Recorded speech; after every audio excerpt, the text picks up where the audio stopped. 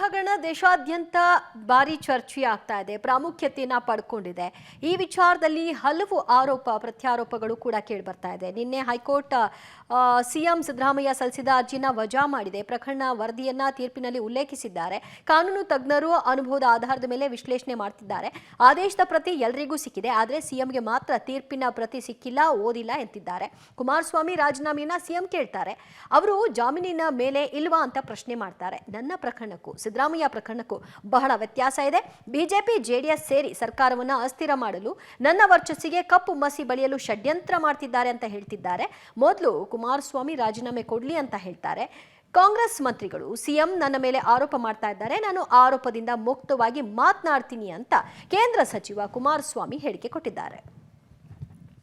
ಮೈಸೂರಿನ ಮೂಡ ಹಗರಣ ದೇಶದಾದ್ಯಂತ ಅತ್ಯಂತ ಪ್ರಾಮುಖ್ಯತೆಯನ್ನು ಪಡೆದು ದೊಡ್ಡ ಮಟ್ಟದಲ್ಲಿ ಚರ್ಚೆಗಳು ನಡೀತಾ ಇರೋದು ಒಂದು ಭಾಗ.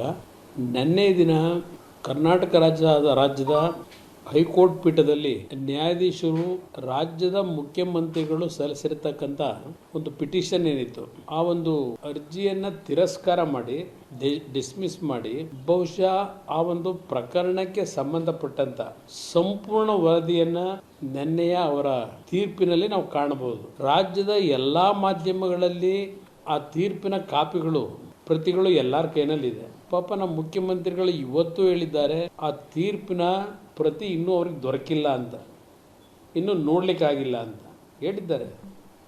ಇನ್ನು ಕಾಪಿ ದೊರಕಿಲ್ಲ, ನಾನು ತೀರ್ಪನ್ನ ಓದಲಿಲ್ಲ ಅಂತ ಹೇಳಿದ್ರೆ ನೆನ್ನೆ ಪ್ರಿಲಿಮಿನರಿಯಾಗಿ ಹೇಳ್ಕೊಂಡಿದ್ದಾರೆ.